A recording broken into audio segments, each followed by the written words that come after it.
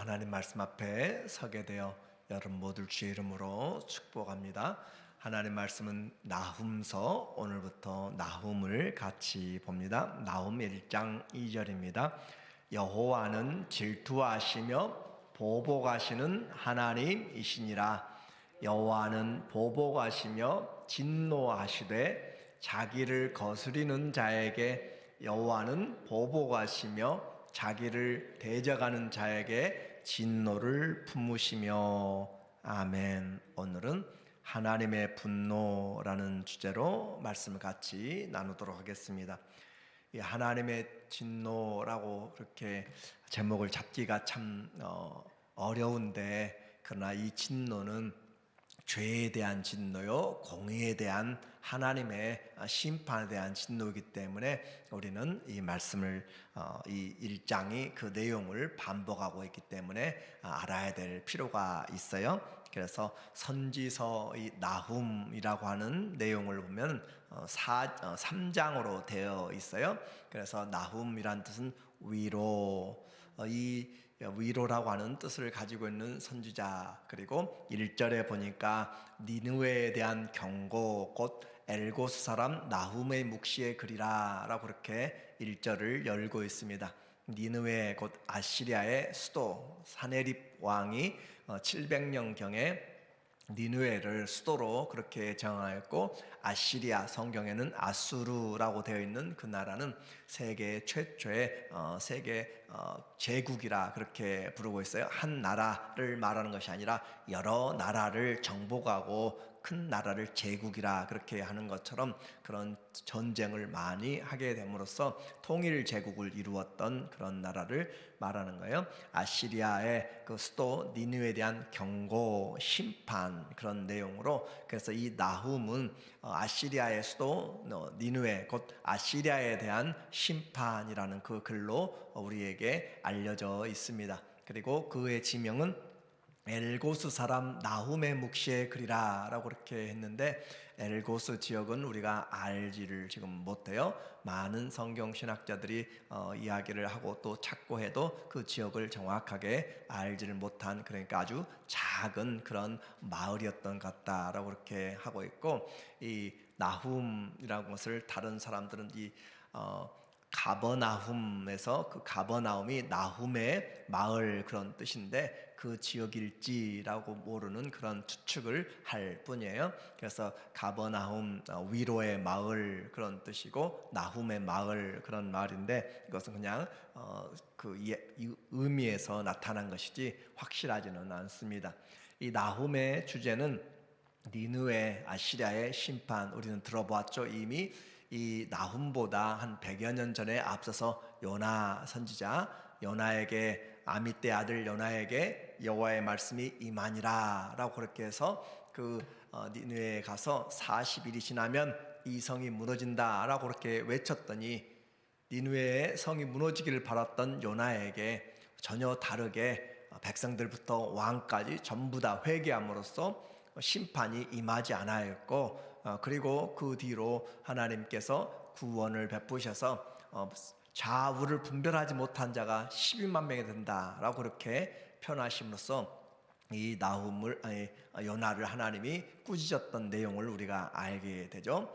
하찮은 그 박농쿨도 그렇게 네가 아꼈거늘 이 니느웨에 얼마나 많은 사람들이 있는데 라고 그렇게 해서 끝났어요. 완성되지 않는 그런 부분에서 이제 100여 년이 지나면서 아시리아에 다시 한번 하나님의 심판이 임하게 되고, 그 요나의 심판의 선포 이후에 그 아시리아는 북쪽의 이스라엘을 침략하여서 그 나라를 멸망시킨 것이죠.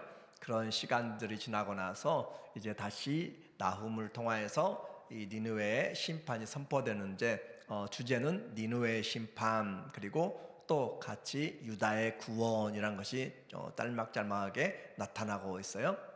시기는 주님 오시기 전 650년부터 약 620년경에 곧 멸망을 한 3-40년 남겨놓고, 그렇게 그러니까 강한 그런 나라에서 여전히 니느웨 심판에 대한 선포가 오늘 1장에서 나타나고 있고 2장에서는 니느웨가 어떻게 멸망하는 그 과정을, 심판의 과정을 우리에게 보여주고 있고, 마지막 3장에서는 멸망을 왜 해야만 되는지 그 당연성, 필연성을 우리에게 이야기를 해주고 있습니다. 그래서 오늘 우리는 하나님이 심판에 대하여, 죄에 대하여서는 분노하시지만 그러나 구원을, 하나님을 의지하는 자에게는 하나님이 구원을 주신다. 오늘 2절에 보니까 이 하나님의 성품에 대해서 이야기를 해요.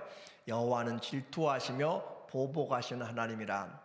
하나님이 질투한다. 우리는 왜 하나님이 좀 사랑이라고 했는데, 그래 하나님 사랑해요. 근데 왜 질투하는가? 사랑하기 때문에 질투해요. 그렇죠? 부부가 결혼을 했는데 결혼하고 나서도 이 사람 저 사람 그렇게 만나고 다니고, 그럼에도 불구하고 나는 I don't care 라고 이렇게 이야기한다면 그건 진정한 사랑이 아닌 거예요.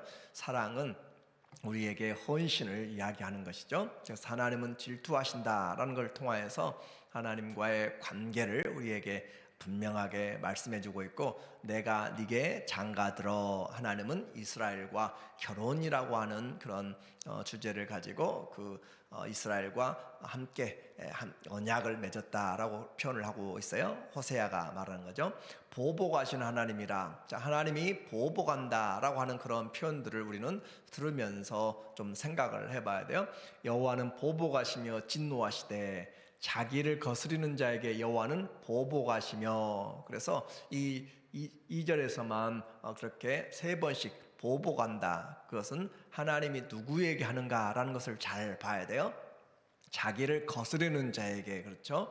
자기를 대적하는 자에게 진노를 품으시며, 그러니까 하나님을 대적하고 하나님을 진노하는 자에게 하나님이 공의로운 심판을 하시고, 그러나 반대로 하나님의 성품을 또 우리에게 이야기하는데 3절은 여호와는 노하기를 더디하시며. 그래, 하나님은 절대 급하게 노하거나 그냥 순간순간 진노하는 다혈질의 그런 하나님이 아니시고, 하나님이 인내하시고 오래 참으시고 회개의 기회를 주시는 것이죠. 그렇게 해서 노하기를 더디하시며 권능이 크시며 벌 받을 자를 결코 내버려 두지 아니하시느니라. 그 권능이 크시다. 하나님의 성품에 대해서 이야기하면서 하나님 공의의 행하는 하나님이시고 노하기를 더디하시지만 그러나 힘이 없어서가 아니라 하나님은 권능이 정말 크신 하나님, 창조의 하나님이잖아요. 그 크신 하나님이시고 벌받을 자를 결코 내버려 두지 않는다. 그러니까 하나님은 공의하시다. 그리고 그 하나님께서 이제 심판하러 일어서는 장면을 보면 온 천지가 다 떨게 되는 그런 메시지를 가지고 이야기를 해요.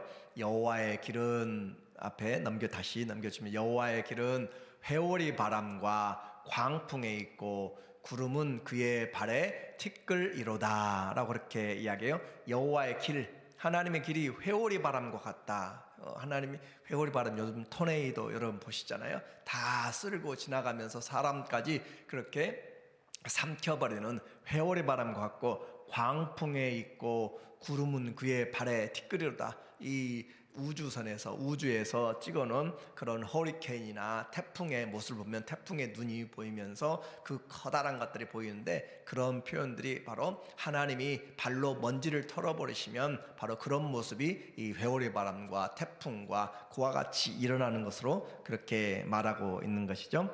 다시 우리에게 말하기를, 하나님이 이 노하기를 더디하시지만 그 심판을 시작할 때는 능력이 크셔서 아무도 막을 수가 없다라고 그렇게 이야기하고 있고, 산도 바다도 다 흔들린다는 것이죠. 4절에 보면 그는 바다를 꾸짖어 그것을 말리시며 모든 강을 말리시나니 바산과 갈멜이 쇠하며 레바논의 꽃이 시드는도다. 우리는 하나님이 안 보이니까 그냥 안 계신 것처럼 사람들이 생각할지 모르지만 모든 자연, 모든 환경들을 통하여서 하나님이 일하시는, 그래서 바다가 끓고 화산이 끓고 하나님의 콧김이라고 그렇게 이야기하고 또 하나님의 입김이라고 이야기하고 지금 한국에도 많은 산불들이 일어나고 있는데 우리는 LA 산불에서 보았던 것처럼 또 여기서도 하나님께서 그로 5절에 그로 말미암아 산들이 진동하며 하나님이 지진들을 일으키시며 화산들을 일으키시는 거죠.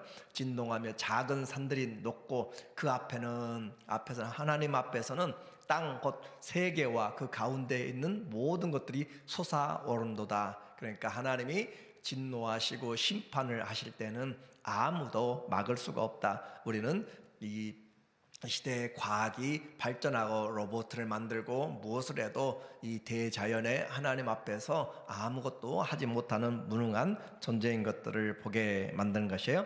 그래서 하나님이 떨치고 일어나시면 모든 지각 변동이 일어나서 나옴이 외치는 소리를 절대 가볍게 들어서는 안 된다라고 하는 것을 지금 듣는 자들에게 이야기를 하고 있는 거예요.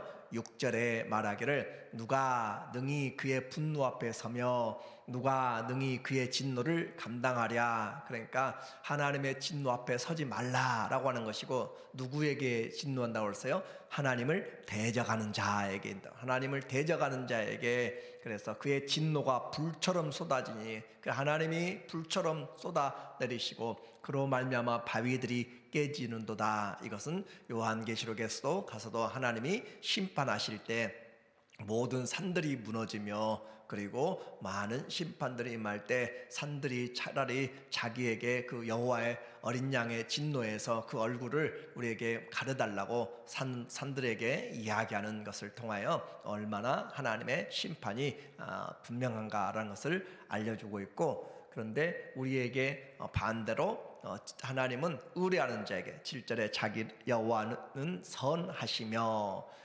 노하기를 더디하시고 은혜가 크시고, 그렇죠, 환난 날의 산성이시니라. 선하시고 환난 날의 산성, 많은 어려움이 당할 때 산성 도움을 주시는 거죠. 그는 자기에게 피하는 자들을 아시느니라. 누가 하나님을 섬기는지. 그래서 우리는 고난에 대해서도 이야기했어요. 고난은 우리에게 진정한 믿음이 무엇인지를 말해주는 것이에요. 그러므로 고난 당한 즉 우리에게 오히려 유익하도록 하는 것은, 고난은 하나님 우리를 부르시는 소리라고 이야기했고, 고난의 때 가장 해야 될 것이 하나님의 얼굴을 찾는, 하나님에 와서 마음을 열고 부르짖어서 기도하는 것이 고난에서, 그리고 하나님 주의 말씀을 기억하고 그 말씀을 들을 때 이겨낼 수가 있다라고 했어요.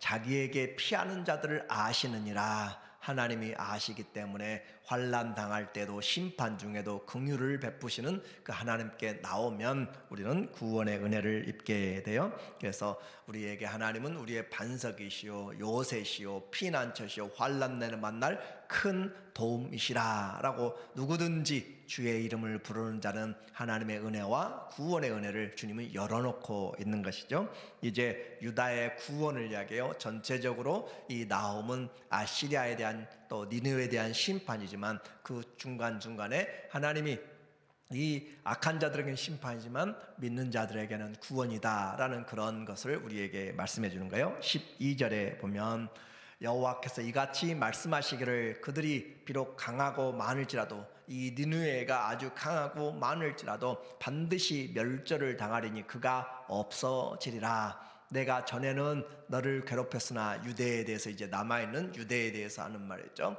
다시는 너를 괴롭히지 아니할 것이라. 이 하나님이 괴롭히다라고 하는 것은 하나님이 못 살게 군다는 그런 의미가 아니라, 그들이 하나님의 말씀을 잘 듣지 않으니까 하나님이 인생 채찍으로 또 나라들로 다른 나라들을 하나님이 징계의 도구로 사용하셔서 유다를 책망하시는 거죠. 때로는 이집트로, 때로는 아시리아로, 때로는 바벨론으로, 그리고 그리스로, 메데파사, 페르시아로, 그리고 또 그리스로, 로마로 그렇게 이어지는 것처럼 때로 하나님께서 이와 같이 그들을 괴롭게 하셨고, 또 아시리아를 통하여서 그들이 지금 이제 조공을 바치고 있어요. 유다가 조공을 바치고 있고, 그래서 그렇게 괴롭혔으나 다시는 너를 괴롭히지 아니할 것이라 하나님께서 그들의 공의를, 그들을 심판하시는 하나의 내용이었고, 이제 네게 지운 그의 멍에를, 니느웨의 멍에를 내가 깨뜨리고 내 결박을 끊으리라. 나훔은 이 아시리아에 가서 또 니느웨에 가서 선포한 것이 아닙니다. 요나는 직접 거기에 가서 전했지만 이 나훔의 선지자의 메시지는 남아있는 유다 사람들에게 전해진 것이기 때문에 이 말씀을 들은 유다 사람들이 힘을 얻게 되고 그들의 원수가 조공을 받쳐야 했던 그 나라가 깨어진다라고 하는 새로운 소망을 가지고 일어나게 되는 거죠. 그렇게 해서 하나님을 신뢰하는 자들에게 하나님이 멍에를 깨뜨리신다라고 그렇게 말씀하고 있어요.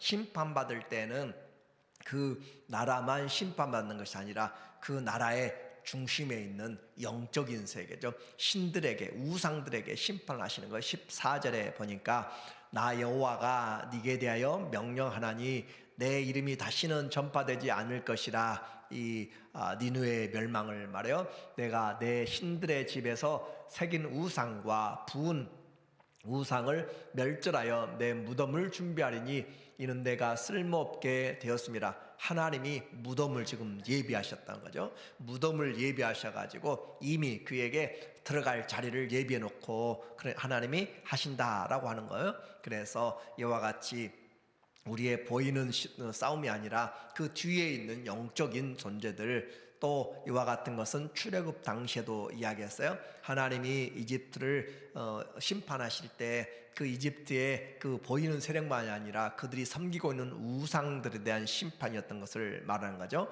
민수기 33장 4절에도 애굽인은 여호와께서 그들 중에 치신 그 모든 장자를 장사하는 때라라고 하면서 여호와께서 그들의 신들에게도 벌을 주셨더라. 그래서 태양신을 섬기는 그 나일강에서부터 시작해서 그 모든 신들을 하나님께서 심판하신 내용으로 말씀하고 있습니다. 이제 이와 같이 심판을 당하지만 반대로 하나님의 자녀들, 믿는 자들에게는 구원의 은혜를 전하고 있는 거죠. 다시 15절에 우리에게 말하기를 볼지어다 아름다운 소식을 알리고 화평을 전하는 자의 발이 산 위에 있도다.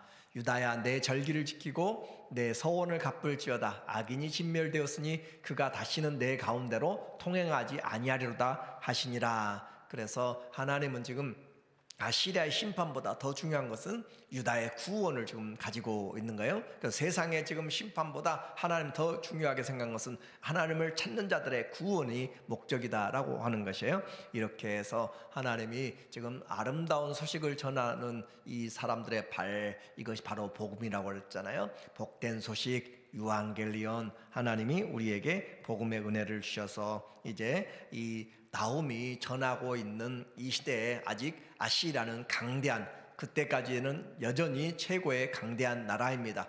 아직 무너진다고 어느 누구도 생각하지 못할 그런 시대에 하나님의 말씀은 분명하게 선포됩니다. 니느웨 너희는 망할 것이다. 하나님이 산을 움직이며 하나님께서 모든 것들을 움직여서 너희를 멸망시킬 것이다 라고 무덤까지 예비해 놓은 그런 상황. 그래서 우리는 하나님께서 행하시는 일들을 생각하면서 우리의 힘과 능력이 부족할지라도 하나님은 반드시 공의를 행하시고 의뢰하는 자들에게 끝까지 구원을 베푸시는 하나님. 그러므로 인생의 승리는 다른 것이 아니라 바로 이 전능하신 하나님, 또 우리를 사랑하신 하나님을 신뢰하면서 힘들고 어려워도 끝까지 배반하지 않냐고, 여호와를 대적하는 자로, 여호와를 반대하는 자들로 하나님의 아들을 짓밟고 십자가를 다시 우리에게 그리스도를 못 박는 그런 곳으로 나가지 아니하고 끝까지 주님을 바라보고 나가는 자들에게 주님은 믿음으로 지키십니다. 주님을 의지하는 자에게는 하나님이 분노와 또 심판이 아니라 우리에게 은혜가 많으시고 노하길 더디하시며 인자가 많으시고 또 긍휼이 많으셔서 하나님께서 우리에게 진실하게 행하시는 그 선하심과 인자하심이 우리 모두에게 오늘도 구원으로 나타나서 새 힘을 가지고 하나님이 우리와 함께 하시니 누가 우리를 막으리요, 누가 우리를 대적하리요, 그 하나님을 힘입고 일어서는 우리의 신앙 되시기를 예수님의 이름으로 간절히 축원합니다.